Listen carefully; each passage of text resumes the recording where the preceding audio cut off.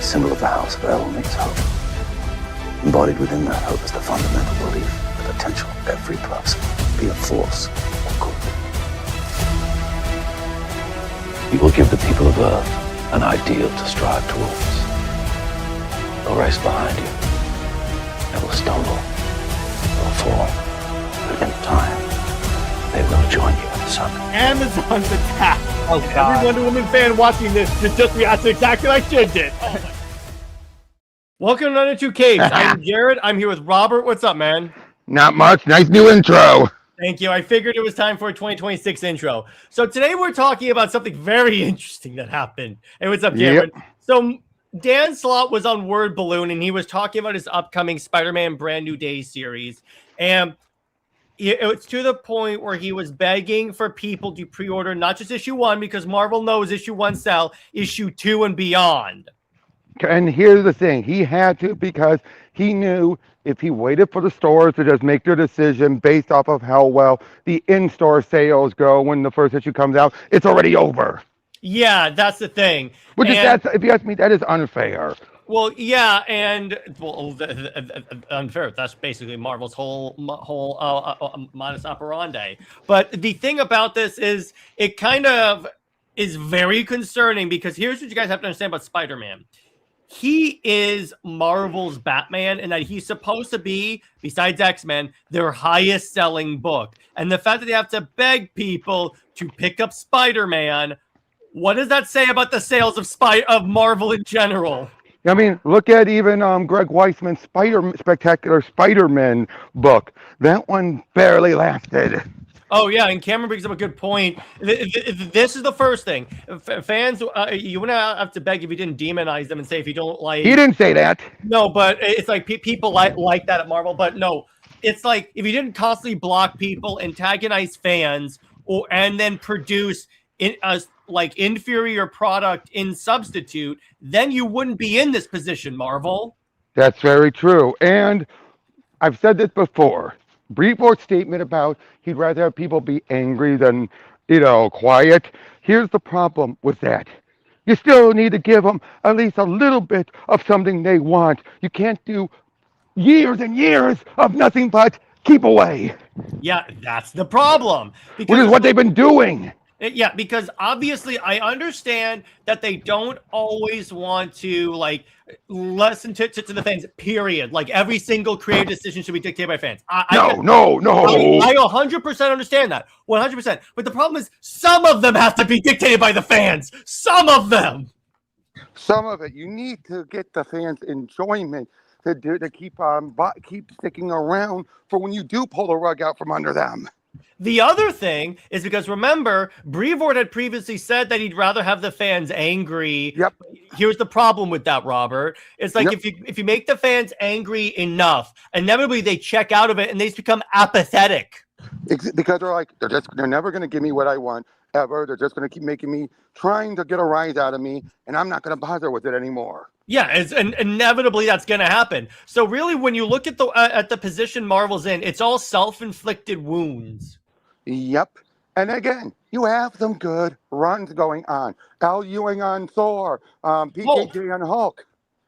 Yeah, it's like the Avengers is pretty decent. And you have Williamson coming on board and actually saying, I want to tell a good Tony Stark story, not I have to tie into an event, or I want to deconstruct them because I hate rich people. No, exactly. It's like when I read so far as I read Williamson's Iron Man, it feels like Iron Man, and that's the thing. The past couple of runs had their moments, but they never really feel like Iron Man.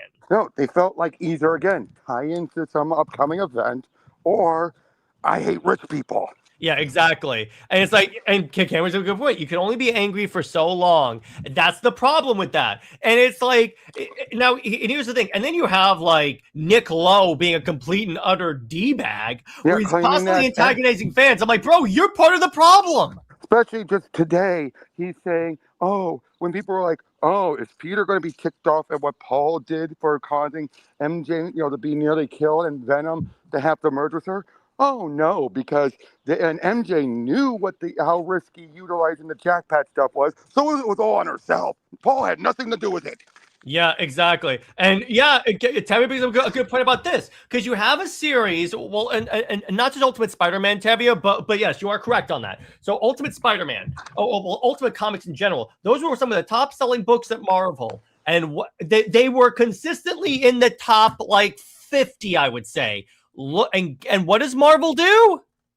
They cancel them, and get this, they keep saying, oh, it was planned. Yeah, most of those final issues have way too much unresolved. According to Hickman, it wasn't planned.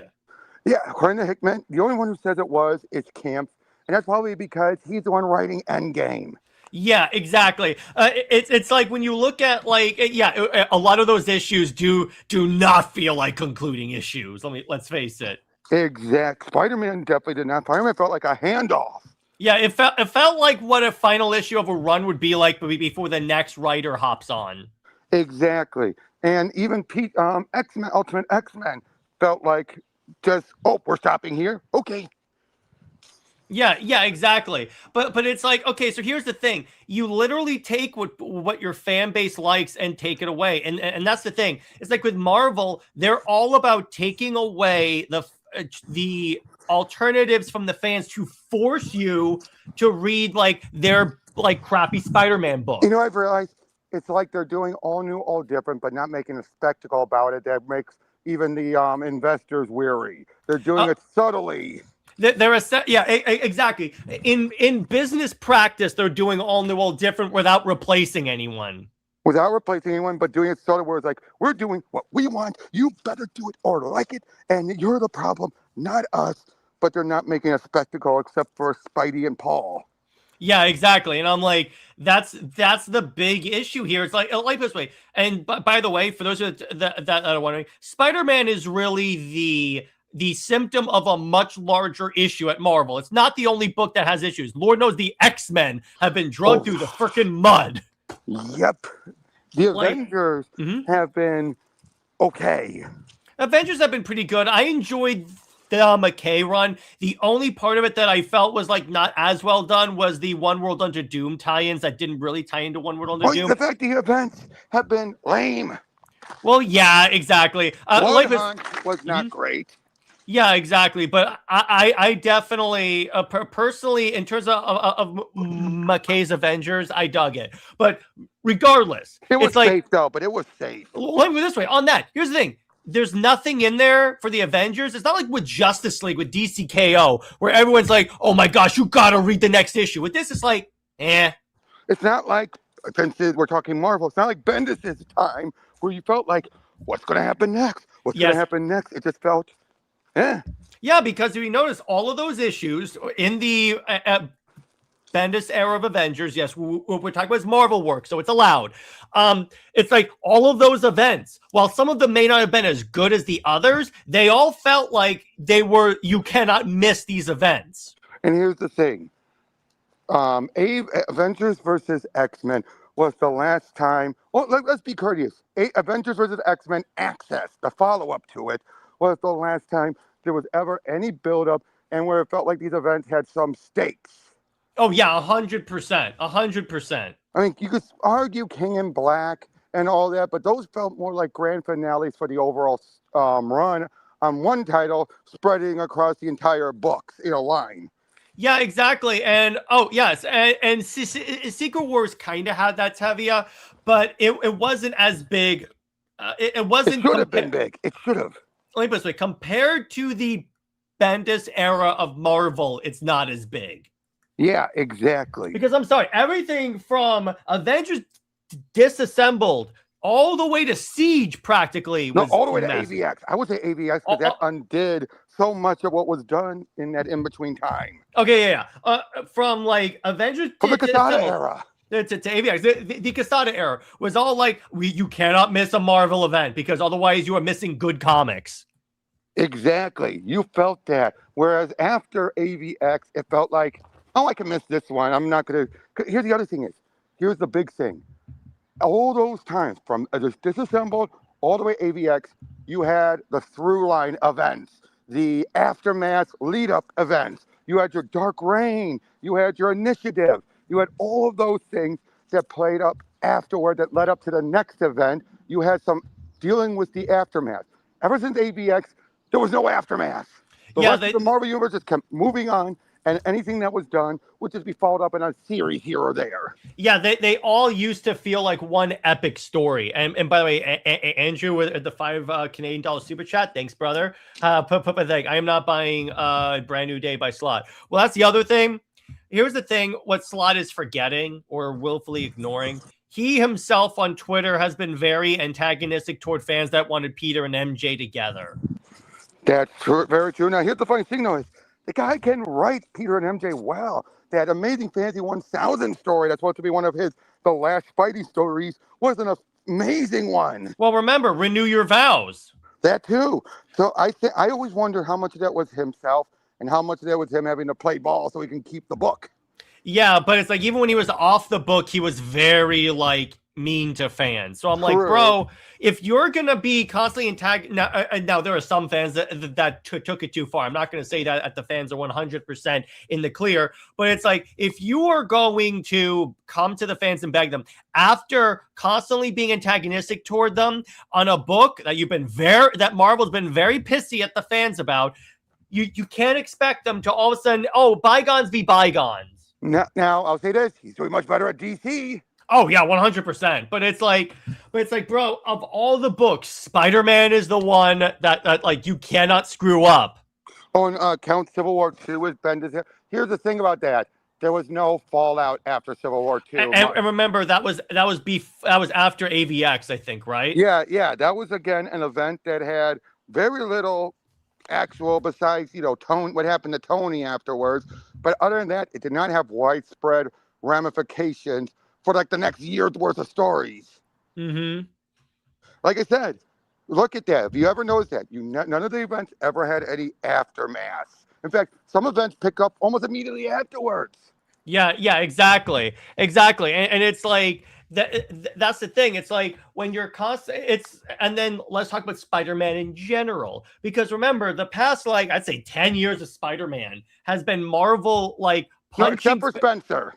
Except for Spencer. You know what? I'm going to use this clip. Ignore the Trinity part because this is pretty much how Marvel has treated the Spider-Man fans.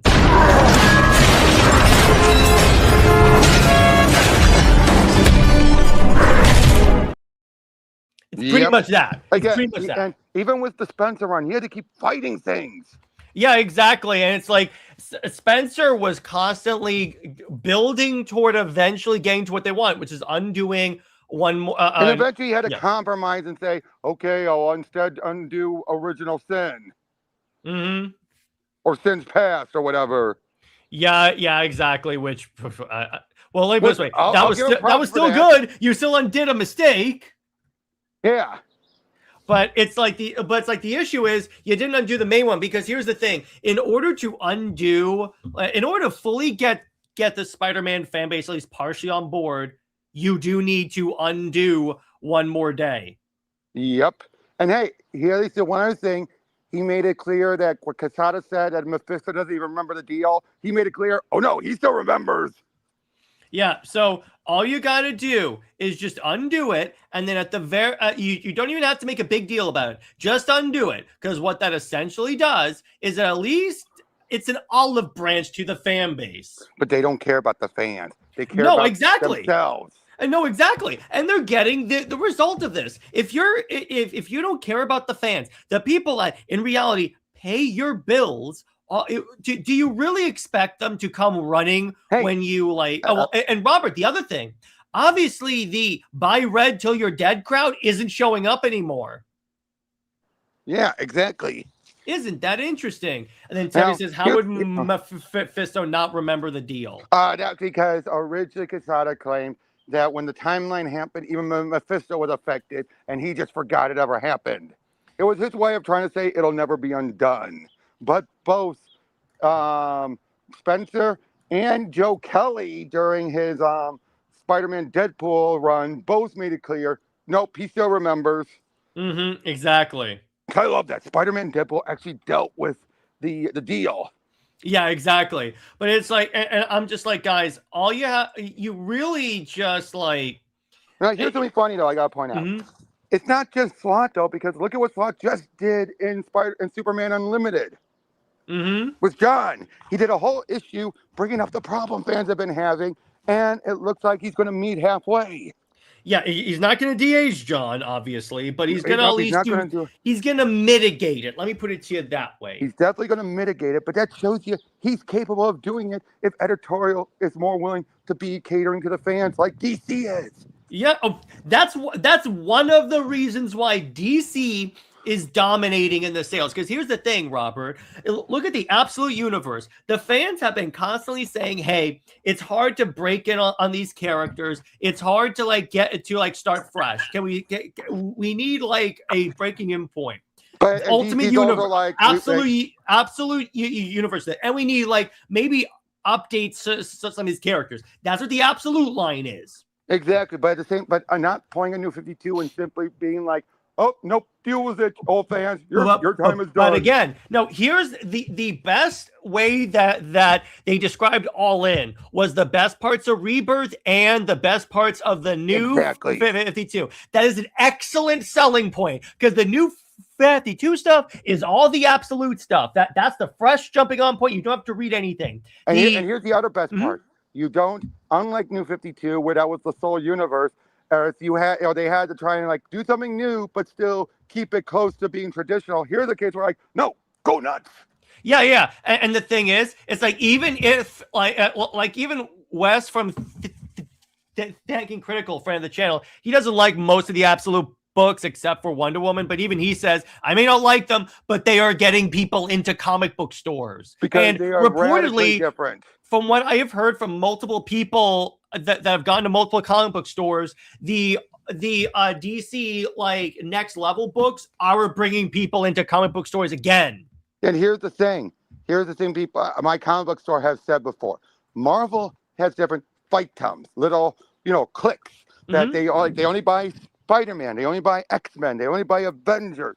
There rarely ever is any cross promotion or cross intersection. Whereas DC, you can buy Flash, but you're going to also buy the other books. DC, it's the whole kit and caboodle. Yeah, because they'll reference each other's events, so you'll want to like grab like in Batman if they say, oh, this was in Batman Superman, so you want to go buy Batman Superman. I mean, you might still have some family books, but for the most part, it's the overall DC universe. Whereas Marvel, it is completely disconnected. Yeah, exactly. Because you're like, the only place they kind of have that on a smaller scale is the X books, but even that, there's like the X books don't talk like the Spider-Man books. Yeah, it's just the X books, nothing else. Yeah, but it's like with DC, it's like, no, it's literally everything. Now, that could be done to really horrible effect, like in the Tom King Wonder Woman run. But the point is, there's more intersection. It feels less divided. But it's like with Marvel, it's like, no, you can't reference what's going on in there. You can't reference. The closest they ever got to cross promotion was when Iron Man married Emma Frost.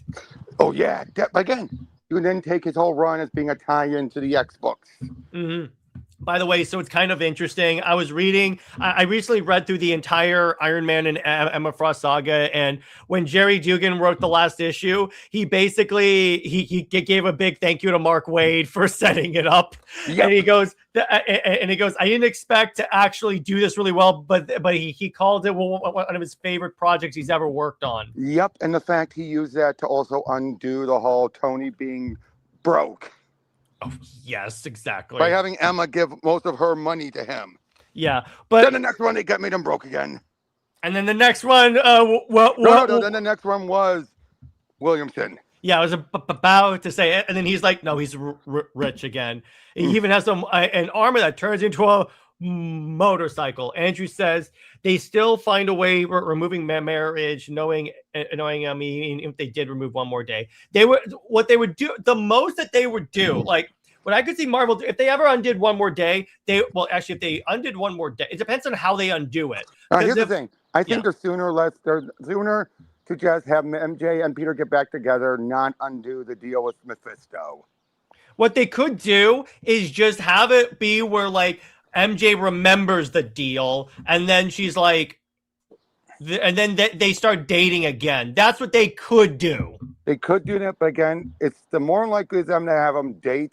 And again, I'm positive Spencer threw a big wrench into everything when he put the two back together. You want to bet that was why Lowe kept doing everything he could to derail everything, because he's just like, "Rrr." Yeah, because for some reason these guys have a religious hatred of Peter and MJ being together. Because they hate him being locked down to her. But what they don't realize is like at a certain point that's what most people remember. Hey, here's something I say. I would like to see Peter and Felicia properly together, but I know the moment he's with MJ, all bets are off. I can't deal. You can't ever do that because it's always going to go right back to them. Yeah, exactly. They're always going to end up back together with Like Peter and Lois. Because here's the problem. No, because here's the problem, Robert. Here's the problem that Marvel runs into. Because Marvel keeps thinking that if they keep Peter and MJ separated enough, the fans that want Peter and MJ together will like die off or something like that. The problem is the movie keeps doing Peter and MJ. Even if she's not Mary Jane. Even if she's not Mary, it's still MJ. It's still that character that Peter always ends up with. So I'm like, they're creating new fans all the time. I'm so surprised they haven't brought her into this universe. Yeah, I wonder if inevitably they will do. No, they will I do think that. they won't because that's still an MJ. Yeah, that's true. And again, here's the thing. They want Peter to constantly be miserable. Remember that. That's the other part. You think Aunt May's going to die in 1000? Oh, sure. Which again, it feels like that's just you're 600 years and 600 issues too late for that. Yeah, exactly. Seriously, I am expecting Amazing Spider-Man 1000 to be a disappointment. Either a disappointment or you have just pissed off the fan base issue. Yep, but it's not going to be anything special. That's why, even though they used it for B&B to start, Action 1000 was still just a celebratory issue. They wasn't trying to make anything big and special. It wasn't like trying to change up the status quo for his run. Besides, give him the trunks back. Besides, like, basically do the first, like, I'd say half an issue of his thing, which was the first. But that's something you would do. That's something you would do for 1000. Oh no, 100%. I'm not like I'm not like saying it's a bad idea, but it's like the problem is it's like, and here's the thing, Robert. If the fans don't buy Spider-Man, Astonishing Spider-Man and stuff, what's the odds they don't buy the next thing? Yep. And here's the thing. I bet you Armageddon is the last main event. They're going to try and see if anything works. Because if not, then they're going to have to do some major changes. Yep. I think that's why they're letting Zdarsky have his fun. Yeah, because here's the thing that people have to remember. It's like Marvel not only has the Spider-Man books begging. What did Stephanie Phillips say, Robert? Oh, yeah. She's like, oh, yeah, sorry, we had all of these plans for Planet She-Hulk, but because it's being canceled, she's heading back to Earth already. Yeah, exactly. And it's like the entire, like, Imperial thing is basically canceled. Because it didn't do great. And I'll be honest, the fact that Hickman was only involved with the main mini, nothing else, kind of was a tip-off. Yeah, exactly. But it's like even like so even on that, it's like that tells me that's not just Spider-Man, but it's like if you're messing up with Spider-Man, how do you not like think that maybe we need to like rethink how we do things? Exactly, because again, they're so used to the buy red, even if it's dead. And I wonder if I think we're approaching. Remember, like a couple of episodes ago, I think on CLD, I said that we could be approaching when the buy red till it's dead doesn't work anymore. I think we're rapidly approaching that point. Sooner than they think. I think, we're reaching that point where Marvel has been either playing it way too safe or just being completely dismissive of the fans, taking them for granted that they're now starting to see they're finally cashing, writing checks they can't cash. Yeah, and inevitably, what I think is gonna be happening. The other thing, Clownfish brought up a good point. It's like, look, if I were Disney, and particularly since Disney is going through a regime change currently, and it's like Marvel is struggling with sales and stuff, what's to stop the new regime to saying we're just going to outsource Marvel comics now? That's very true. Because Disney reportedly does not does not typically in-house produce comics. That's true. And look what they've done. They had to give it to Boom or other people to do it. Yeah, exactly. Oh, and Tevin says, new question. Do you think Marvel Comics would face a reboot? No. No. They've been too proud about that. That is too much against Marvel's identity for them to even consider that. Oh, and Andrew, it theoretically, it's that easy, but they're never going to do it. Yeah, like too many this people way. still involved who worship what Quesada did. Unless you have unless Disney comes in and tells them to do it, or there's a new guy put in charge of Marvel Comics that says we're undoing that, there's no way they can do that. But like I said, I'm positive Quesada made sure there were people higher up at Disney who will still agree with them. Oh no, keep Peter single. But the funny part about that is that then they do the movies where he's always but here's the funny thing though is that's mostly Sony. Yeah, that is. You gotta remember that is mostly Sony. Even the MCU movies are still Sony. Mm-hmm. And Tevia, Niccolo getting fired alone would not solve the issue. No, because they could still put someone that still is an underling of Brevoort. They would sooner use him as a sacrificial lamb, saying, "Look, we got some changes." But no one's going to buy it unless they actually prove it. And the thing about it, they'd have to bring Spencer back too to prove it.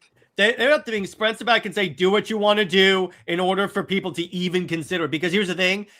I think that the problem that Brevoort's going to run into is that there are enough people now that understand that Brevoort is a major part of the problem because of all the times he talks and complete in his Substack. And everything matches with what's going on. Yeah, the Substack thing, that has furthermore utterly destroyed his reputation with the fans. And here's the biggest problem as well. You know something I realized, except for Spencer, everyone who's been writing Spider-Man for the past decades? Who? They're all brand new day people. Mm-hmm. Dan Slott, Zeb Wells, and now Joe Kelly. Oh, yeah, exactly. Brand new day writers. Not a coincidence. Yeah, exactly. Spencer was the only one that wasn't. Mm-hmm. And look at how great he was. Yeah, exactly. And he was the one that was doing more toward the really fun era of Spider-Man that everyone likes. Yeah, exactly. And then Tabby says, didn't Brevoort also or Brian Titanic Galactica into the comics and here's something I think. I think Brevoort took that mission so he could totally ruin Galacta. Yep. I think when he probably heard, okay, we want to bring Galacta in because she's doing great in Rivals, he said, I'll do it. That way he can make her a human, not Galactus' daughter, and just basically screw her. Mm-hmm. Because I'm sorry, I don't like that outfit. I don't like she has a new human name. Yeah, and she's apparently a mutant. Was I expecting them to adapt what Adam Warren did? No. Yeah, exactly. You don't want her to be here's the thing. I get it. You don't want her being a planet eater like her old man would cause a lot of issues. I get that. But making her human and possibly a mutant because she's in the X books and giving her a Ronin hammer, an accuser hammer. Yep, exactly. I'm like, they're basically making her a Kree. And then Dave says, is brand new day, we're bringing back Peter and MJ marriage. If not, no sale. Well, yeah. Dave, first of all, the first arc is meant to be set during the original Brand New Day era. It's what to fill in the gaps. Yeah. But no, Dave brings up a good point. That's most of the fan base's thing. Whenever they announce a new Spider-Man book, they're like, okay, you're not going to do that? Okay, we're done at this point. Yep. Well, with the exception of Spider-Man that Greg Weisman did, but that's because you already knew they weren't going to do that because you had Miles involved. You weren't going to do it. Honestly, bro, I feel like the Zeb Wells era of Spider-Man with Paul and all that stuff, I feel like that was the breaking point. Or what? Well, that Spider-Man run was during that era. In fact, it made fun because they made fun of Paul during it. No, but what I mean is I feel like that era is when the fan base was like, okay, we're done. Oh, yeah, because, again, Lowe became so antagonistic. Oh yeah, and remember when at the again I bring up New York Comic Con. Yeah, especially when you had Kamala Khan fans who were ticked off. Like, she barely appeared in the book, and then you made a big deal about killing her off. Yeah, exactly. And because if you go by her exact panel count, she was hardly in those 25 issues. Yeah, she's not even a Spider-Man character. I'm like, okay, wait a second. You could have, like, if it were Miles, you would have had a better, like, argument for, oh, she's really in there. But no. It's not. Everyone's expecting it to be MJ.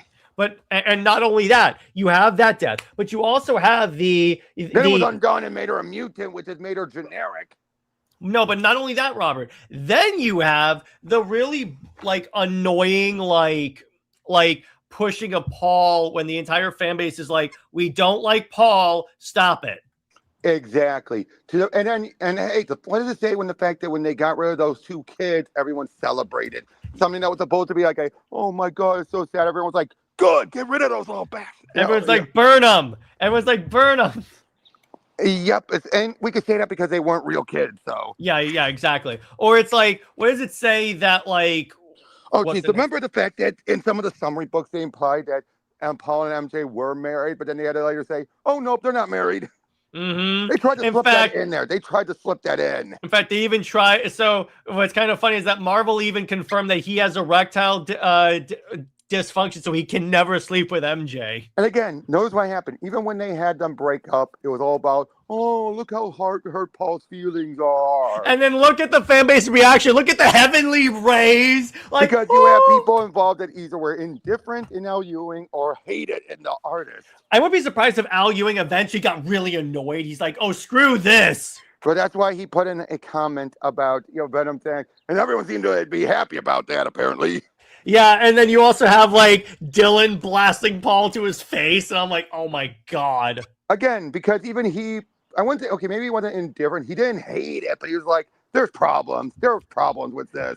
Yeah, and Cameron says, after years of seeing Peter and MJ together, having them break up over something moronic, teasing what did Peter do, and having it fall flat, and taking Parker Industries and making Peter poor again was the nail in the head. Yeah. Well, the Parker Industries was right before Spencer's run. That was during at the end of Slott's run. Yeah. Oh, and by the way, Cameron says it didn't Zeb Wells get angry with the fans when they celebrate the kids dying?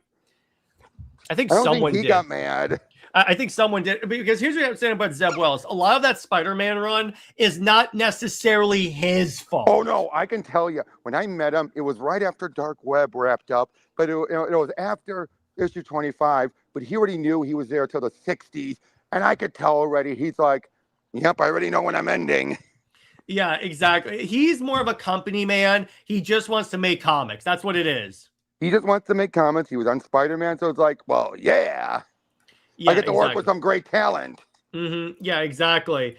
But it's like, but the issue with that is like when you're constantly like again you're going into that era of like antagonizing the fans, because honestly, in the Zeb Wells era, again, not his fault. I just have to like designate the era. The Zeb Wells era, that's when I think the antagonizing fans was like the worst it's ever been. Again, especially after you got rid of Spencer, which everyone adored by the end. Yeah, it's like there were some parts where Spencer's Spider-Man run maybe went long, but it's like most people were like, oh, this is actually really fun. Now, to be fair, I think people started enjoying it after he left. Yeah, that is very true, but it's like, and then you completely like destroy the entire run essentially. Oh yeah, and you completely decided, oh, we can only have two good Spider-Men. So sorry, Ben, you're a villain. Yeah, don't even get me started on that. And by the way, yeah, exactly. Yeah, he just said that. Yeah. They were throw out Spider, and then honestly, nowadays I blame Spider-Man editorial. Yeah, most of stuff you can blame Spider-Man editorial. Again, look, like I said, look at what Lowe said today, trying to say, oh no, Peter will not go after Paul for what happened because it was MJ's fault. Yeah, exactly. It was MJ who took the risk. Yeah, exactly. Because remember, Paul made her those jackpot powers. Which, by the way, one of those options that when you spin the wheel is you die. Yep. But again, oh no, MJ knew the risk, so it's her fault. And I'm like, wow. How about Because Paul again, doesn't Paul can make never be at fault. He can never be at fault. Yeah, and the problem is, let's say that the problem is, let's say they did put Peter and MJ back together, how much you want to bet that if they were forced to do it, they would like doing with Galacta, they would make it a mess. Well, not only that, they would be super petty about it and have Peter and have someone talk about how much better she was with Paul. I think not after what they did in Venom. I don't think. I don't know, dude. I don't know. True.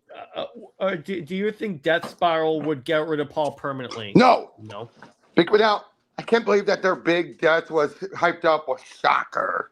Mm-hmm. And by the way, Anthony says, yeah, with mainline Spider-Man in the Marvel comics, when did we start seeing Miles as the main Spider-Man? Was it directly after the Ultimate? He never been the main Spider-Man. It was Ultimate Spider-Man was when he was the main Spider-Man, and then when he crossed over into the 616, that's when he became the main. That's when he became essentially Peter's sidekick. Yes, I'm calling him that because that's what Marvel treats him as. And then Spider-Boy is the sidekick of a sidekick.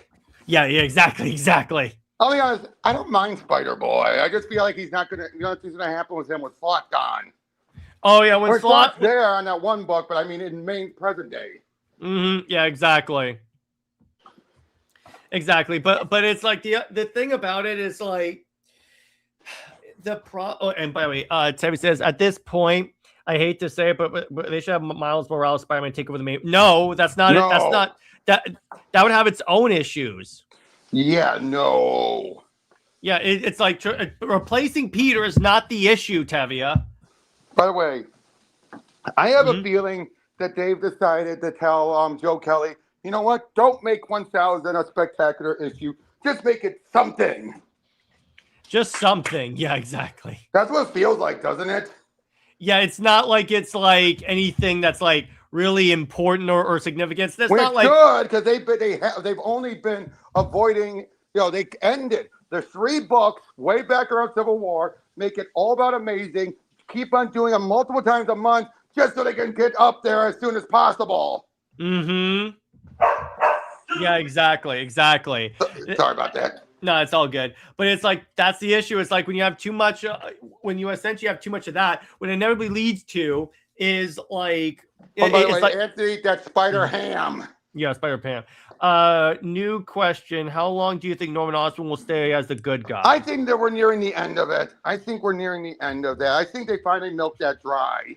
Yeah, I really think so. I give them props for sticking through to that because it's a case. That would have been a case where they would have. It's like. Have Norman be good. It's like they would have. If they did it when Spencer ended, it would have been a case of you barely did anything with it. Yeah, exactly. That's why I know people don't like it. I personally feel I'm grateful they've been actually utilizing it to its full potential. Yeah, and Anthony, you do not want Coates handling any Marvel comics. No, take it from me. I hope that's a troll. Yeah, I think he's trolling. That had better be a troll. But anyway, great. He wanted the right Spidey. Yeah, exactly. But still, Cameron says, can they just kill Norman permanently? Not permanently. They'll never be doing that. I promise you, they'll never do that. Nope, they're never. They killed off Harry. You need someone to be Goblin eventually. Yeah, exactly. But it's like, regardless. I'm still surprised Spencer killed off Harry. Regardless, and then Anthony says, no, I'm actually serious. I actually liked his Black. Just because he did well on Black Panther does not mean he would do well with Spider-Man. Especially when it's someone that's not his race. Case in the point, Captain America. Yep. But anyway, going back to like Spider-Man, it's like the let me put it this way. Honestly, the only way there was a time period where I really feel like I think at this point, if Disney does not start outsourcing Marvel Comics, they need to put someone from Disney overseeing Marvel Comics. Because Lord knows Kevin Feige's not. Yeah, Lord knows that, and Lord knows they really can't can't handle it themselves. No, Tom Taylor should. I do think I agree. I could kind of do that maybe. He did a pretty good job. Yeah, maybe have time to write Spider-Man because he did a good job with Spider-Man 4. Oh yeah. It's like But Tyler's exclusive. Yeah, exactly. Okay, would you guys accept BMB being on Spider-Man? Yep, at this point, yes. Yes, because he actually is very good with Spidey, both present and ultimate. Yeah, I would say honestly, he has more of a track record of writing Spider-Man really well. Mm-hmm. And then Anthony says, do you guys like any of the modern stuff for Spider-Man from 2016? When was Spencer on Spider-Man? Spencer was in during that point, yeah, but 2016, Spencer was not on during that point. I'd say that was old Slott's run. I think it were hit and misses. Yeah, there were some good storylines, but not necessarily the best stuff. Yeah, I still say Superior Spider-Man was actually quite an incredible story they got away with. Mm-hmm. Yeah, exactly. Now, I'll be honest, though, they kind of rolled into a corner with Octopus. Well, yeah, as you normally kind of do eventually. Yeah, but that's why, unfortunately, now they had to be Otto is back to fully being how he was before everything, meaning any of his goodwill is gone. Yeah, exactly. I mean, that was the only way to do it. You had to. Yeah, exactly. And then what villains for Spider-Man got introduced in the modern era that their backstories weren't pre-written? Ezekiel? No, Moreland, I mean. Oh, yeah. How much would I bet he's going to be in the No Way Home movie? Maybe, but I think they got too much going on as it is. With Spider-Man, all of a sudden, they're doing the organic webs? That's true, but I do think that's going to be either the other or Paul Jenkins run where that happened during Disassembled. We'll see. And we will be talking about that trailer tomorrow on CLD for sure. But it's like, but it's like at the very least, that's why I say the very least Marvel has to do is undo one more day. Even though if Marvel does it, it'll be kicking and screaming. Oh, big time. Like that's when you know Marvel. That's when you know Disney got involved. If Marvel all of a sudden undoes one more day. Exactly. And here's the other thing is, from what I'm hearing, there are two possible ending scenarios for a brand new day. Either MJ finds out, or they at least get back together, but doesn't find out. That's the rumor. That's the rumored like ending of either story of Brand New Day. You mean of the one that Slott is doing? No, of the new movie. Oh, okay. Yeah, either he and MJ get back together, but she doesn't remember he's Spider-Man, or he reveals himself to her. There is a letter that he apparently wrote to MJ about explaining everything. So I'm like, okay, they could go with either way on that, I think. Yeah, I think it's going to go either or. Yeah, exactly.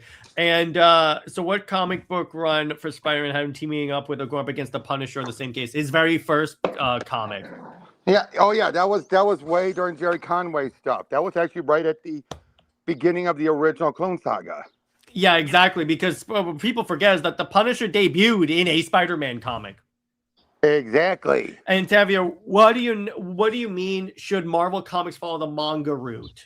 Oh, I think he means write a more manga-esque with the characters, like My Hero Academia and everything. No, Tavia, that won't help anything because that's you still have the same people in charge. You need more fresh people in charge, not just writing, in charge. Not just that, but again, most modern Western writers don't write that way, and they're not going to give it to Japan to do it.